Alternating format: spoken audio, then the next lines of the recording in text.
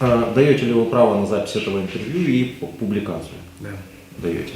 Как вас зовут, фамилия, отчество? Калинин Александр Юрьевич. Год рождения? 28.08.1995 год. Где родились? Родился село Туруханск, Туруханского района Красноярского края. А фактически проживаете где? Фактически проживаю Московская область, город Наро-Фоминск, улица Пешеходного, дом 1, квартира 95. Отлично. Был вопрос. Что они здесь делают из Наро-Фоминска? Четко. У меня в Ютубе. Потому что вы уже не первый из Наро-Фоминска. Вот что вы здесь делаете из Наро-Фоминска? Я прошу прощения, дозвонились вашей. Напомню потом я. Алло. Алло. Алло. Алло, Юль, слышишь? Да. Это я, Саша. Да, родная, привет, как ты? Привет. Да ничего, все хорошо. У вас как дела? Все хорошо, солнышко. Как ты меня звонишь? Все хорошо у тебя? Да, все нормально. Солнце, что там у тебя с беременностью? Родненький, все хорошо. Я на 4-м месяце, все хорошо будет. Кто будет? Все хорошо. А кто будет? Пока не знаю. А, пол не знаешь? Не знаю, пока неизвестно. Я жду тебя, чтобы вместе узнать. Ладно, а мама где? Я сейчас дома. Мама сегодня выбегала мама. Мама дома тоже. Угу. Ладно, все понятно, все. Понятно. Что там вообще? В Украине? Да, что там у вас творится вообще в России? Все так же. Ладно. С тобой не связывались? Говорят, подмена, когда? С тобой не связывались жены других? А, что в воинской части говорят вообще? Ты в воинскую часть звонила? Да, мы на связи, все активно делают, работают над обменом. Ну, Держим руку на пульсе, все хорошо, нет, все делается. да я понял. В воинской части что говорят-то вообще? Что жив я или как? Что вообще? В каком статусе? В каком статусе, да? Да, то, что ты числишься в списке пленных, да, то, что ты числишься в списке пленных, что скоро будут разговаривать об обмене. Могу спросить за другую жену? Конечно, спрашиваю. А с тобой Анастасия Гречко не связывалась? Кто? Анастасия Гречко не связывалась с тобой, Анастасия Гречко? Нет, а кто это? Со мной связывалась Людмила Денисова. А, Людмила Денисовна, это с Верховной Рады. Человек Украины. Да, это с Верховной Рады, да. А? Да, я знаю, что она связывалась. Уполномоченный по правам человека. Уполномоченная, да, по правам человека она связывалась. Найдитесь с этой женой, со мной здесь один тоже в плену есть. Вот Анастасия Гречко, найди ее, с ней будьте на связи, чтобы вы вдвоем. А, это какой-то пленный тоже Гречко? Да. Вот смотрите, канал называется «Ищи своих». Ага, вот видео в Телеграм, подожди, тихо, видео в Телеграм-канале есть «Ищи своих» называется. Только туда можно оставить заявку и свой номер телефона, чтобы ему перезвонила эта Гречко. Чтобы он ей перезвонил. Угу. Поняла? Я плохо слышу на фоне, что говорят. Я телег- поняла, что с Гречко Анастасией нужно связаться. Да. Она какой-то там, у него тренер по... какой-то фитнес-тренер, короче, с ней свяжись. Вот, она тоже на связи, она тоже знает, что она должна тебя найти, чтобы вы вместе на связи были друг с другом. Поняла? Хорошо. Вот, и в Телеграме найди канал. В Телеграме найди канал «Ищи своих». Вот там вот можно найти и меня, и всех остальных. И связаться с этой Анастасией Гречко там тоже можно. Не с ней, а она может там заявку оставить. Вы тоже записывают снимок видео или что? Да, нас всех записывают, да, здесь, чтобы знали, что мы живы. Вот так. Не только, чтобы знали, что живы, а для того, чтобы знали. Поняла, хорошо. Можно вот такой вопрос? хотя бы Так. озвучить. Так, Алло. что говорят в России, кто виноват в происходящем в Украине? Ну, тебе сказать то, что говорят по новостям? Нет, то, что думает она. Ну, то, что ты думаешь, то, что по новостям говорят, да, вообще. Сашенька, ну, ты же знаешь, я в политике вообще далека. Я не знаю, кто. Я понимаю только то, что война никому не нужна, и что скорее прекратилось бы это все, что русский народ против войны. А что они сделали, чтобы остановить По войну? новостям. А что вы сделали, чтобы меня домой вернуть? Мы везде, текстобороны подали все заявки. Западный военный округ, дивизию, постоянно со всеми дивизиями на связи. А чтобы войну Везде остановить? звоним каждый А чтобы войну остановить, что день. сделали?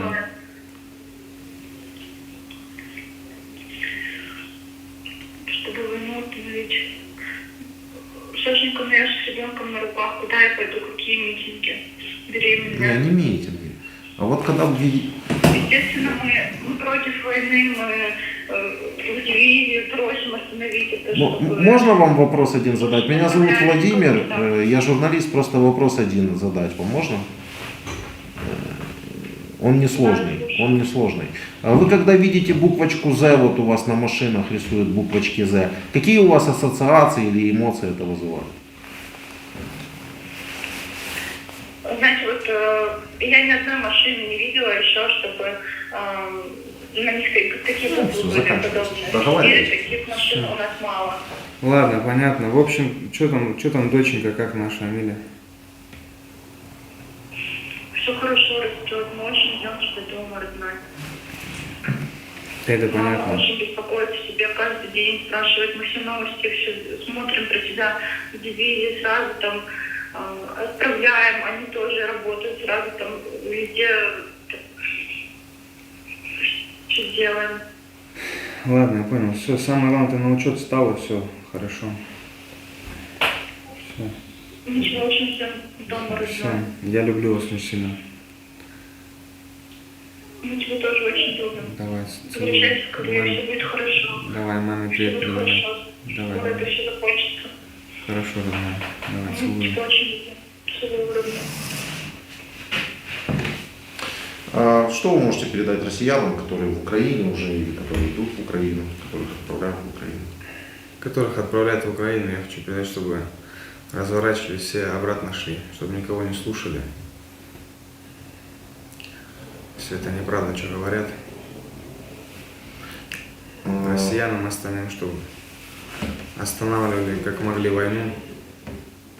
Насколько я знаю, что нам говорили в прошлый раз, когда допрос был, говорили, что выходили на митинги, там, чуть ли, ну, в Москве, в Питере, там, 3000 человек выходили, что сразу их сворачивают. Это правда, но у нас не допрос, вы же понимаете. Да, я То понимаю. есть вы да. можете неформально высказывать Вот. свои мысли, и все они... Да, их сворачивали сразу, знаю, что за распространение информации какой-то там, что здесь происходит, там в России, что 15 или 20 лет дают за это. А как вы думаете, вот этот вот закон о фейках, как он должен называться на самом деле?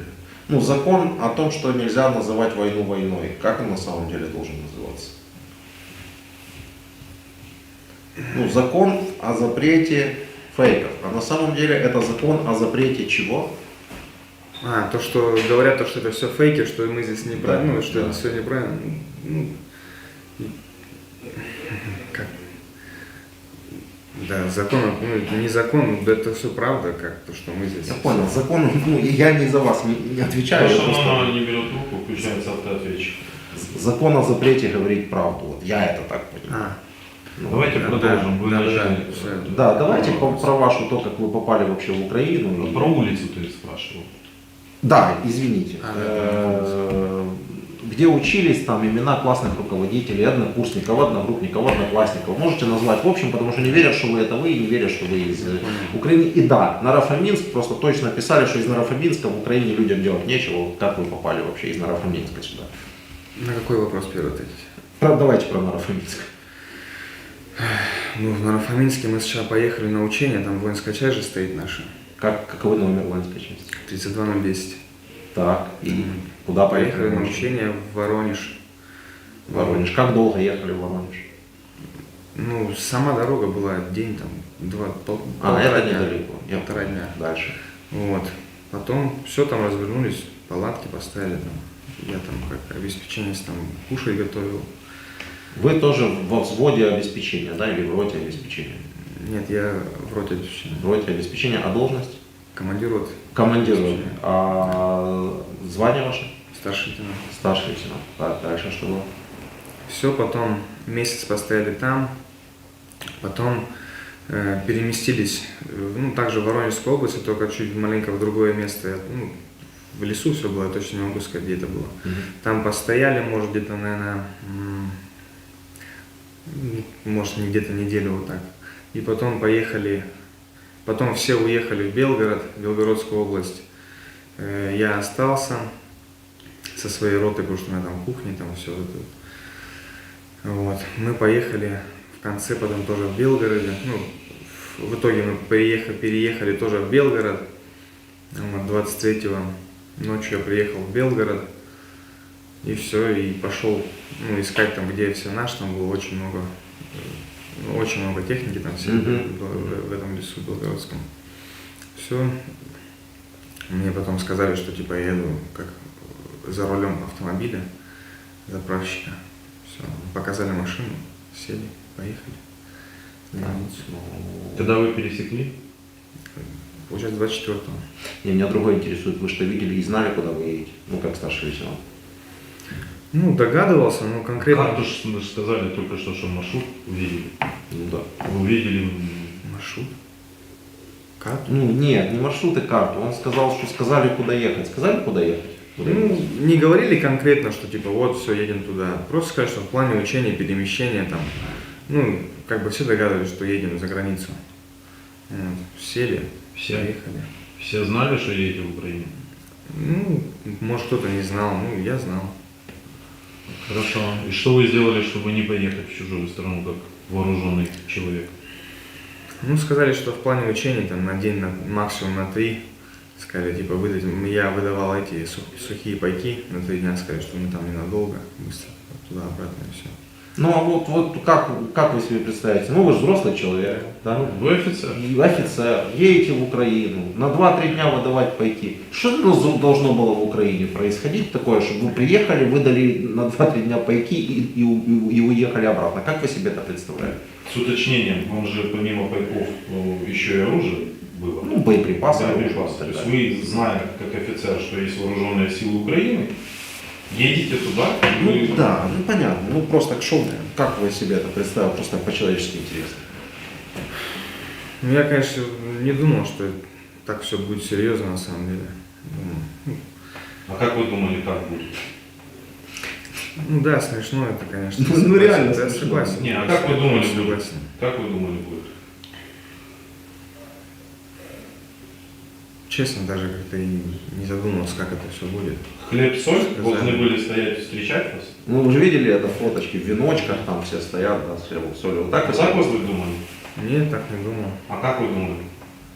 Вам отдается приказ зайти в военной форме с оружием на территорию другого государства. Вы офицер, вы учились в военном институте. Да. 5 лет. Вы знаете стратегии, тактики, вы это все проходили. Вы должны это знать. Поэтому нам интересно, как вы себе представляли. Ну, сказали, что это как типа по плану учений, что заедем туда там. Ну, как бы конкретной задачи прям такой, что вот прям все, вот едем прям туда-то, не было такого, что прям конкретно прям вот объяснили там маршрут, там, конкретно объяснили там, в какой город мы едем. Такого не было. Просто сказали, все, едем. Все, мы все собрались и поехали. Ну, то есть вы стоите на позиции, да, чтобы мы просто долго не крутились вокруг вот этого всего, что вы ехали, понимали, куда вы едете, но дальше ни о чем не думали, да, то есть, ну, едем, как-то так. Ну, грубо говоря, так, да. Сколько колонна какая вошла на нашу территорию? Сколько Колонна? машин и сколько живых сил? И через какой блокпост, интересно, если можно. Блокпост, честно, не знаю. Область. Область через Суммы вроде бы. Да, Ну, правильно. область. Мгм. Вот там вот. Количество техники и живой силы. Людей. Вы как зам по ТУ должны знать, Нет, сколько я не вы зам, я не зам по тылу. тыловик. Людей нас было, ну там срочники не поехали, поехали только контрактники. Ну, у нас, наверное, было человек на 400. 400 человек. Это машин, ого, сколько? Да. Это сколько машин? Да, это реально много. Так, сколько? Это огромная колонна просто. Ну, наверное, единиц, наверное, 60-70 так. Это живая сила была по 20-30 человек в машине. Ну, не по 20-30, там, получается же еще, ну, экипаж. Ну, Танки, там сколько, 5 Вот человек. всего колонна техники с По 9, обеспечением, с Уралами, с БМП. Вот сколько? 50 машин, 100 Ну, машин? где-то около 100, да. Ближе к 100. Много выжило, много погибло из-за того. Когда был бой, Да. и что Когда был произошло? Бой. Мы заехали, 3 дня мы там были, боя никакого не было. Потом мы в село Камыши, и там был лес, ну, рядом с селом Камыши. Вот. И получается, 4-й день вот моего там нахождения собрали колонну из 5 машин, там медицинская машина и вот заправщик мой и еще один заправщик.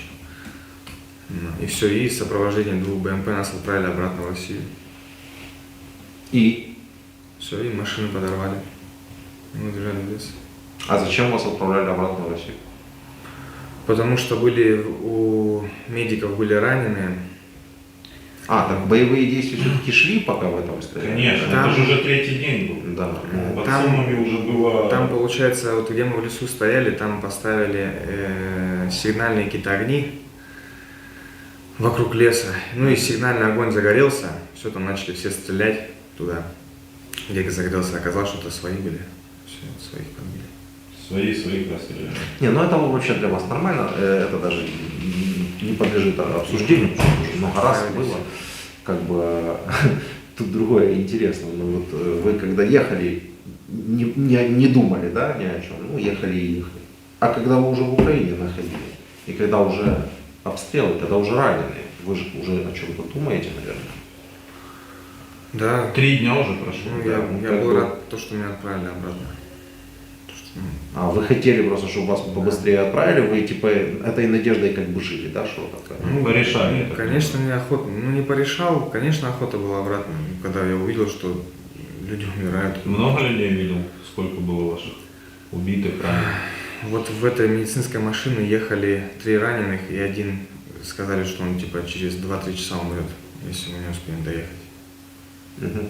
А по мирному населению, ну не по мирному населению, вы, конечно, так не скажешь, по домам пожилым уже были удары в тот момент? Нет, Ну это просто раньше очень не легко было, потому что- отследить по хронологии вашего Да, нахождения, я по понимаю, месту я вашего понимаю, да, я нахождения. понимаю. Мы сначала стояли 2 дня на дороге, Мгм. там была стрельба только вверх по этим,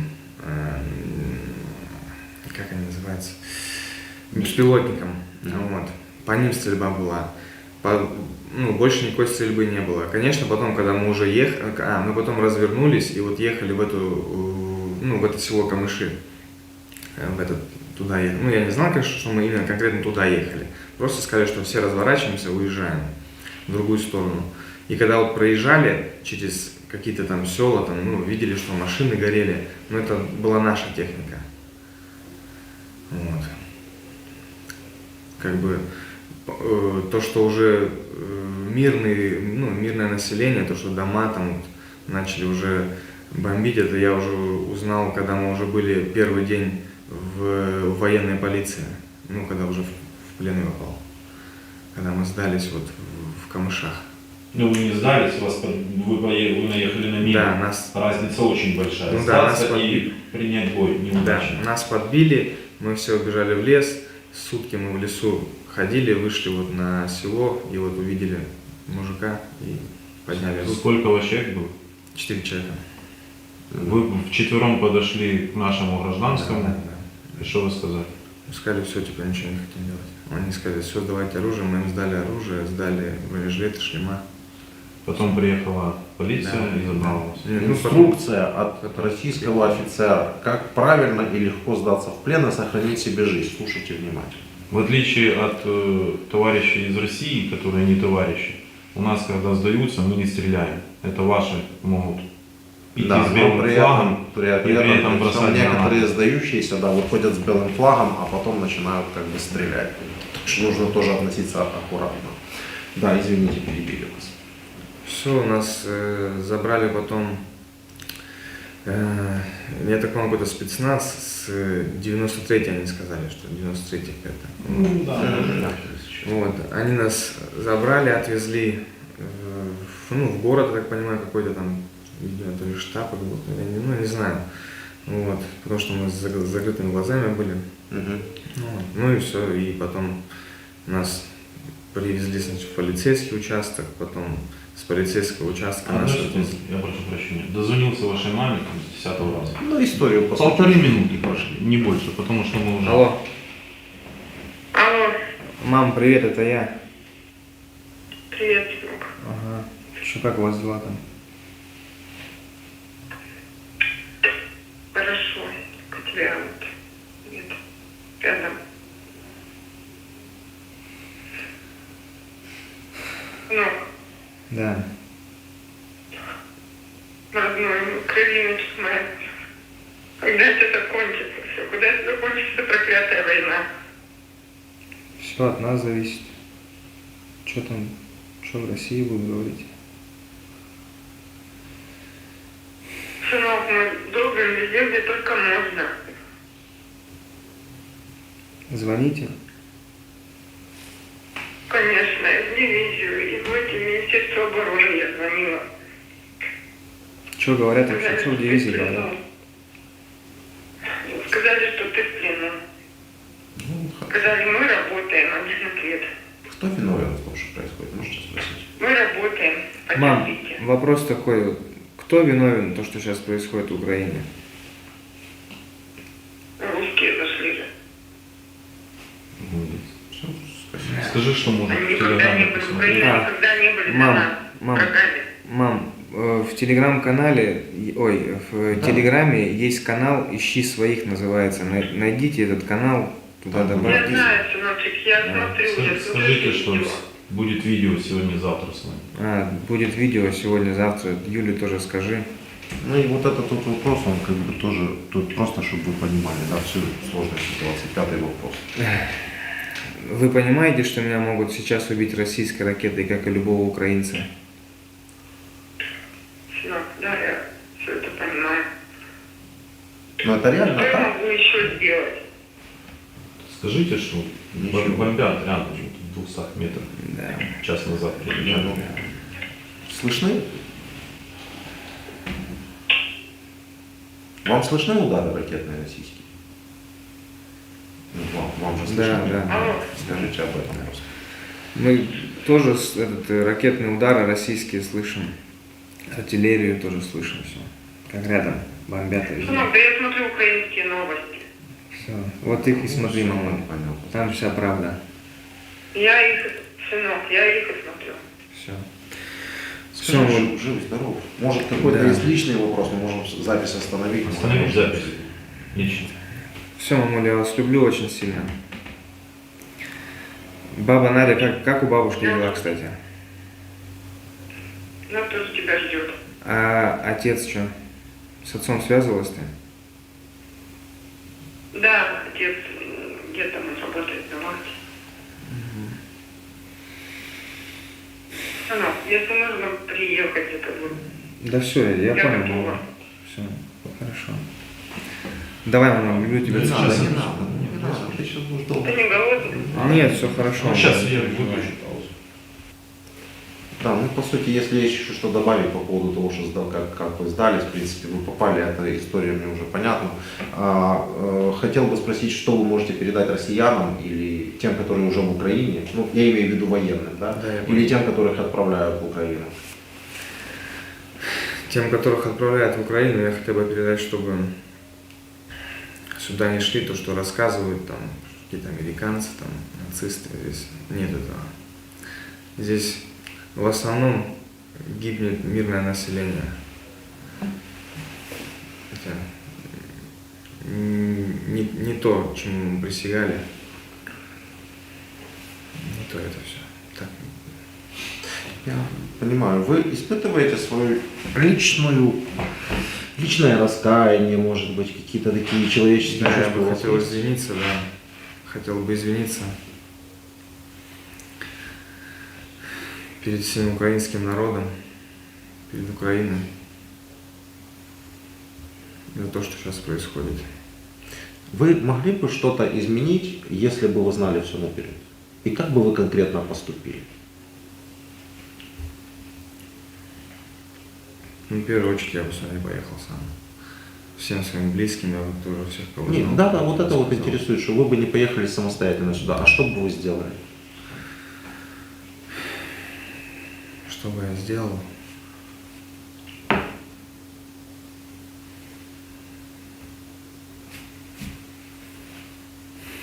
Не знаю, наверное, какой-нибудь ролик, наверное, записал, сказал. Ну, вы из- офицер. ну, сел бы в тюрьму, а что? А еще? Окей, хорошо, давайте быстро пройдемся все-таки по вашим местам учебы и именам. Это для российского. Для российских, они не верят, они скажут, что вы... Я уже что помните, что можете назвать? Учился учился я сначала в селе Туруханск, номер школы не помню, там одна школа, учителей там тоже не помню, потом переехал я, А одноклассников помните? Хоть каких-то? одноклассников, ну, сестра моя училась, Катя Гордеева, потом Костя Зарукин, тоже друг мой, вот с 1 класса, мы в садике вместе были. Вот. Потом переехали мы в Кедровый поселок Красноярского края. Там учился в школе номер 71. Там учительница у меня была Евгения Владимировна, фамилию не помню только. Вот. Потом Называйте конкретно эти школы, как они там, может быть, номер школа, помните или вот название там. в поселке Кедровом школа номер 71. Там учился. Дальше потом переехали в 7 классе. В 7 классе я пошел в новую школу, номер 143, уже в самом городе Красноярск. Там у меня была классный руководитель Валентина Францевна. К сожалению, тоже фамилию не помню. Вот. Одноклассники. Всех, кого помню, назвать или как? Ну, прям не всех, исчерпывающе. Ну, хотя бы имен, там 3, 4, 5 имен назовите. Учительницу по истории Олеся Геннадьевна. Вот. Наталья Александровна, учительница по математике. Одноклассники у меня были. Друг мой был с детства Дима Браун, Витя Пендюров, Никита Вирт. Я думаю, Мои достаточно. одноклассники. Да, я думаю, да, достаточно этого всего. Ну и так, здесь это, да, длинная получилась беседа, ну ничего. К нам как какие-то получилось? замечания есть? Я вообще обычно спрашиваю после записи, есть ли к нам какие-то претензии, но раз ты уже спрашиваешь, что спрашиваешь? Нет никаких претензий. Нет претензий к нам. Спасибо.